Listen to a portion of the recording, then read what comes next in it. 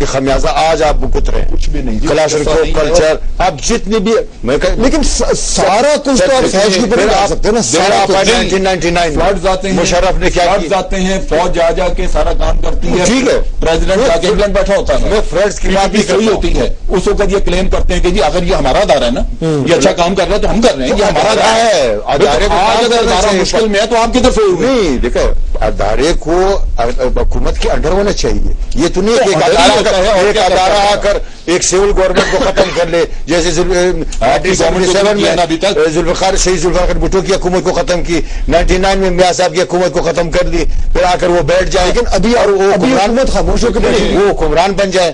ٹھیک ہے, بات یہ ہے کہ جو غلط پالیسی آپ نے کی ہے آج آپ خمیازہ بھگت رہے ہیں. اور آج بھی میں آپ کو بتا دوں کہ آج بھی ہم اس پر پردہ پوشی کر رہے ہیں. ابھی جو کراچی میں واقعہ ہوا ہے اس پہ بھی ہم پردہ پوشی کر رہے ہیں. فون کریں نا, ایک سیکنڈ, کراچی کا واقعہ یہ پردہ پوشی کر رہے ہیں, یہ جس کسی نے بھی اچھالا ہے میں سمجھتا ہوں شرمناک کام ہے. ایک انڈیویجل ہے, آپ رینجرز کو سڑکوں پہ لگا دیتے ہیں, شہروں پہ لگا دیتے ہیں, انڈیویجل نے خود وہاں فیصلہ کرنا ہے, کوئی اس کو حق نہیں پوچھتی کہ وہ لوگوں کو پھانسی لگے نا. نہیں چاہے وہ حق نہیں پوچھتی. کراچی میں گولیاں لگتی نہیں. اگر ایک انڈیویجل آدمی اگر اپنا ایکٹ کرتا ہے کوئی اس کو ٹھیک کہہ سکتا ہے. ایک ادارے نے یہ پالیسی تو نہیں دی نا, اس قسم کی حرکت ادارے نے یہ پالیسی دی کہ آپ جو سامنے اس کو گولی مار دیں, اس کے خلاف ایکشن لیا. ادارہ جو ہے وہ اس کے خلاف ایکشن, ادارہ ہوتا اسی لیے کیوں نہیں لے رہا. دیکھیں پورے شہر میں آپ نے 4 آدمی آج کل جس ماحول میں آپ آپریٹ کر رہے ہیں اس میں آپ کو پتہ نہیں ہے کہ آگے والا آدمی دہشت گرد ہے, اس نے یہ سوسائڈ جیکٹ پہنی ہو یا نہیں. اگر وہ آدمی آج پیچھے ڈی جی کو رنگ کر کے پوچھے کہ مجھے بتائیں میں اس کو گولی ماروں یا نہ ماروں, تو وہ آدمی ہو سکتا ہے اپنی سوسائڈ جیکٹ پھاڑ دے. سو وہاں پہ انیشیٹو لوگوں کے پاس ہے, لوگوں کو آپ نے سپریڈ کیا ہوا ہے. ڈی جی کے ہیڈ کوارٹر سے 20-20 میل کے دور پہ فاصلے پہ بیٹھے ہوئے ہیں لوگ. Command and control decentralize ہے. اگر ایک انڈیویجل وہاں پہ غلط استعمال کرتا ہے آپ کے پاس اختیار ہے. واجب ہے کہ آپ پورے رینجرز کو ایبٹ آباد میں امریکہ آ کر 2.5 گھنٹہ آپریشن کر لیتے ہیں, آپ کو پتہ ہی نہیں ہے. اب اس کے جواب انکوائری کمیشن آ رہے ہیں, شاید ہمیں پتہ نہ ہو. میں آپ کو بتاؤں اگر ٹیکنالوجی یا کوئی اس قسم کا فیلئر ہے جس میں کہ یہ تو اب انکوائری ہوگی تو پتہ لگے گا. اچھا, اگر ہمارے پاس کوئی ایسی چیز نہیں ہے تو کل بھی ہے تو شاید ہمیں پتہ نہ. احسن صاحب یہ مجھے بتائیں کہ ایک ایسے وقت پہ ٹھیک ہے جو بھی ہے فوج پہ تنقید ہو رہی ہے اور بہت حد تک جائز بھی ہے, لیکن منظم ادارہ ایک ہی ہے. ٹھیک ہے, we must give it credit. یہ جو میں نے پہلے شروع میں کہا تھا کہ 5-6 اس میں بغاوت ہوئی ہے لیکن کبھی کامیاب نہیں ہوئی.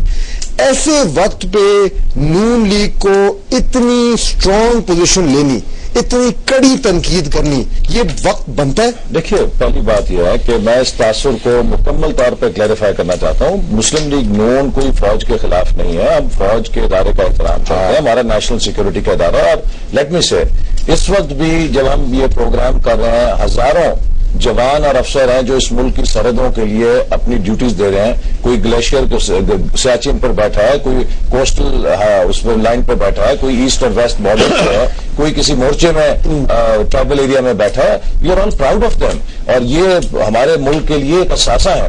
جس بات پہ ہمارا تحفظ ہے وہ یہ ہے کہ ہائر لیول کے اوپر جو فوج کے اندر جہاں فیصلہ سازی ہوتی ہے وہاں پر فیصلے کیے جاتے ہیں, جس سے یہ جو ہزاروں لاکھوں ہمارے پروفیشنل سولجرز اب ٹائمنگ متاثر ہوتا ہے. 2-3 سال سے نہیں کی, اب کیوں ہو رہی ہے؟ اس لیے آپ مجھے اتفاق کرتا ہوں. دیکھیے سجل صاحب مجھے بات کریں, آپ نے بڑی تفصیل سے بات کی. دیکھیے ٹائمنگ کیا ہے.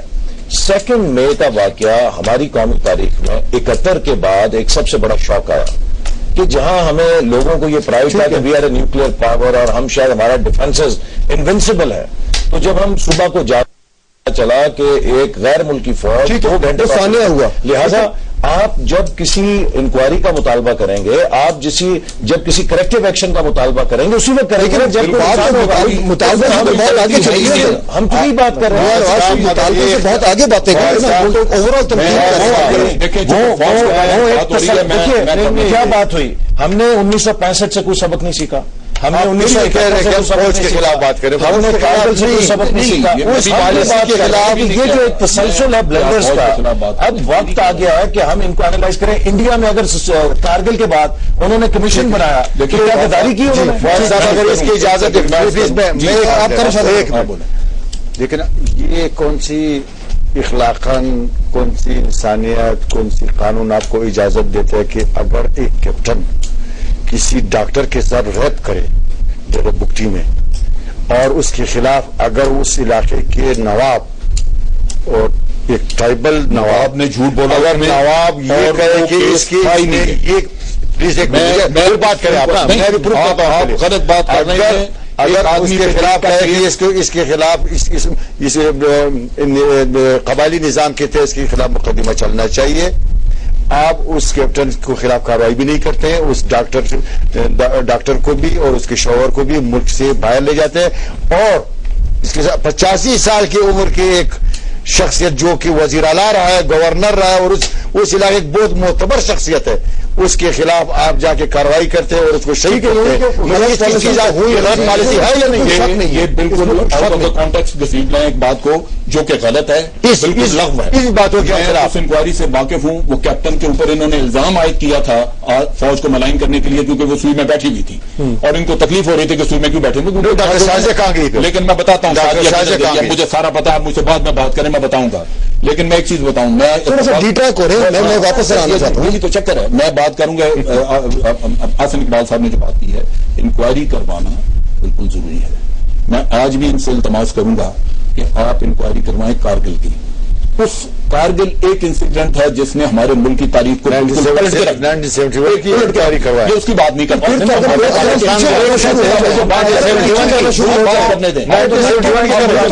پیچھے جائیں گے, یہاں بھی جائیں گے. کارگل نے ہمیں برباد کیا, اس نے ہمارا رخ کسی اور طرف کر دیا, اور آج ہم جہاں کھڑے ہیں یہ اس کا نتیجہ ہے. وہ اس لیے ہوا کیونکہ اس ٹائم کسی کا احتساب نہیں تھا, کوئی اکاؤنٹیبلٹی نہیں تھی, انکوائری تو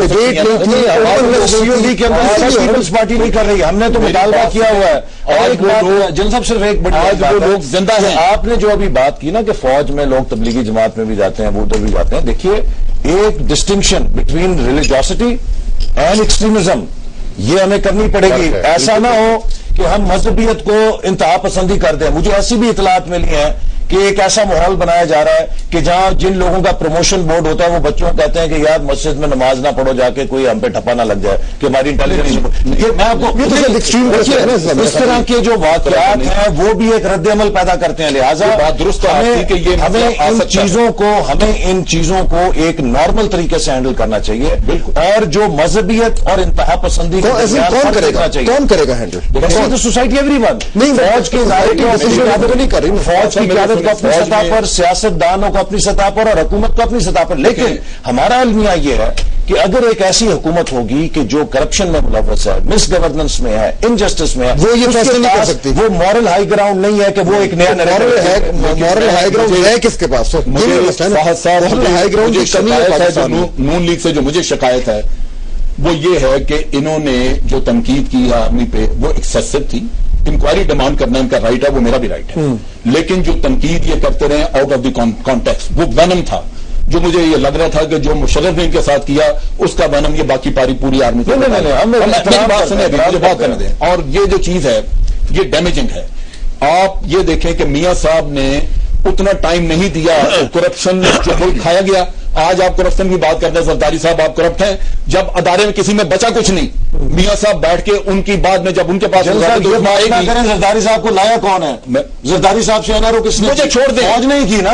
مصیبت تو یہ ہے کہ جب فوج پولیٹیکل انٹرفیئرنس کرتی ہے اس کے بعد آپ ایک طرف کھڑے ہوتے ہیں, الزام سارے سیاستدانوں پہ دے دیتے ہیں. آپ نے ریزسٹ کیا ہے. زرداری صاحب کو کون لے کے گیا, کس نے صدر بنایا؟ زرداری صاحب نے کھلم کھلا کہتے تھے امریکہ اور فوج میرے علاوہ کسی کو صدر نہیں مانے گی.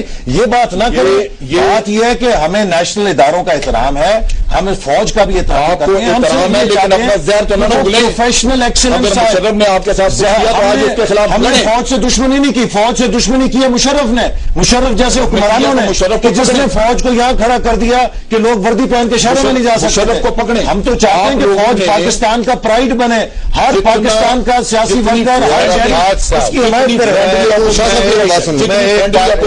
کی ہے انہوں نے جتنی کرپشن ہے اس کے اندر ان کی کمپلیسٹی اتنی شامل ہے. زرداری صاحب کی بالکل. جب آپ اس کو آپ بولتے نہیں, آپ کے پاس اسمبلی ہے, ہم نے تو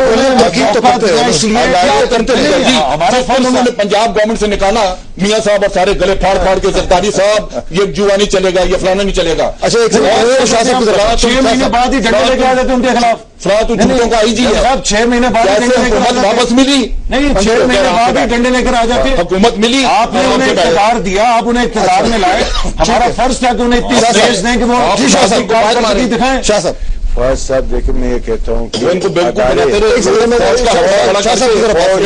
فوج بھی ایک ادارہ ہے اس ملک کا, اس ریاست کا, اس پاکستان کا.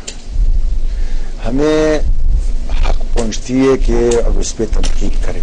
تنقید کرنا جرم نہیں ہے. آپ کی پارٹی تو نہیں کر رہی نا, اگر آپ کی پارٹی تو کہتے ہیں کہ تنقید کرنا جرم ہے, تماشا دیکھ رہے یا وہ یا اس پہ تنقید کرنا خلاف پاکستان ہے, یہ خلاف ریاست ہے. جو سویلین گورنمنٹ اپوزیشن لینا ہے کہ جی ہم یہ کریں گے. میں غلط پالیسی کی بات کر رہا ہوں, چاہے وہ 1971 ہو, چاہے وہ 1979 ہو, چاہے وہ 1999 ہو, چاہے ابھی ہو. دیکھو جو غلط پالیسی ہے وہ غلط پالیسی کی بوتے پر آج آپ اس نیش پہ پہنچ چکے ہیں کہ آپ حیران ہے کہ ہم کیا کریں. ہمارے جی ایچ کیو پہ بھی حملہ ہو رہا ہے, ایس جی کے ایس بھی حملہ ہو رہا ہے, پی این ایس کی جو بیس ہے اس کی بھی حملہ ہو رہا ہے. اچھا جہاز بھی ختم ہو رہا ہے. کنکلوڈ کرنا ہے, میں نے ایک اہم پوائنٹ اگر آپ ریئلائز نہیں کریں گے, حقیقت پسند نہیں ہوں گے, ٹھیک ہے, ہمیں کرنا چاہیے کہ ہم غلطیاں دہرائیں گے اگر میں. مجھے یہ بتائیں کہ یہ بات شروع ہوئی تھی یہاں سے کہ ایک غلط میسج ہے جو پاکستانی عوام کو جا رہا ہے, جو ایس ایم اقبال صاحب بات کر رہے تھے. سویلین گورنمنٹس فیل ہوئی ہیں اس کو کاؤنٹر کرنے میں, ملٹری گورنمنٹس بھی فیل ہوئی ہیں, اس لیے آج ہم یہاں پہ کھڑے ہیں کہ وہ ایک جو طرز فکر ہے وہ حاوی ہو رہا ہے. فوج میں بھی اب وہ نظر آ رہا ہے. سوال میرا یہ ہے کہ وہ کام جو گورنمنٹس کو کرنا چاہیے تھا جو وہ نہیں کر پائے, اب فوجی قیادت کو کیا کرنے کی ضرورت ہے تاکہ یہ جو ایک کریپنگ چیز ہے, دہشت گردی کی حامیوں کی ہمدردی کی سوچ, اس کو ختم کیا جائے. فوجی قیادت کیا کرے؟ آپ نے اطہر عباس سے بھی ساری بات کی اور اس نے واضح آپ کو بتایا کہ یہ صرف ایک انڈیویجول ہے جو ہمارے پاس ہے. سو ایک چیز فار دا ٹائم بینگ جو ہمیں سرفیس پہ نظر آتی ہے وہ آپ یہ نہیں کہہ سکتے کہ وائٹ سپریٹ پرابلم ہے. اچھا آپ کہہ رہے وائٹ سپریٹ پرابلم. اچھا یہ ڈینائل ہے, یہ ڈینائل ہے. دیکھیں میں یہ کہوں گا کہ ڈینائل ہے نہیں, ان کا ایک اپنا نظام ہے اور ہمارے فوج کے اندر ایک پورا اسکروٹنی کا نظام ہے. آئی ہوپ کہ یہ وائٹ اسپریڈ نہ ہو, لیکن میں یہ بات کہوں گا کہ آپ نے کہا کہ سویلین حکومتیں بھی ناکام ہوئی. دیکھیے سوسائٹی کے رجحانات اور ایتھوس ہوتا ہے جمہوری نظام کے تسلسل سے آئیڈیاز سنتھسائز ہوتے ہیں, یہ سب ہم دیکھ رہے ہیں اس ملٹری ڈکٹیٹرشپ کے آفٹر کی وجہ سے. بہت شکریہ تینوں مہمانوں کا, حسن اقبال صاحب, سید آصف علی شاہ صاحب اور لیفٹیننٹ جنرل امجد شعیب صاحب. بڑا امپورٹنٹ ٹاپک ہے. آج کوشش ہماری یہ تھی کہ ہم یہ باور کرائیں کہ اس کو ہمیں فیس کرنا ہے, اس پرابلم کو ہم نے کچلنا ہے, اس مصیبت کو ہم نے ہرانا ہے اور اپنے اداروں کو مضبوط کرنا ہے. یہ تب ہی ہو سکتا ہے جب ہم اس کو فیس کریں, جب ہم کہیں کہ یہ ایک مسئلہ ہے, اس مسئلے کو حل کرنے کے لیے ہم نے یہ اقدامات لینے ہیں. جب تک ہم حقیقت پسندی سے کام نہیں لیں گے تب تک ہم ماضی کی غلطیاں دہراتے رہیں گے اور ان غلطیوں کو دہرانا اب ہم افورڈ نہیں کر سکتے. فہد حسین کو اجازت دیجیے. اللہ حافظ.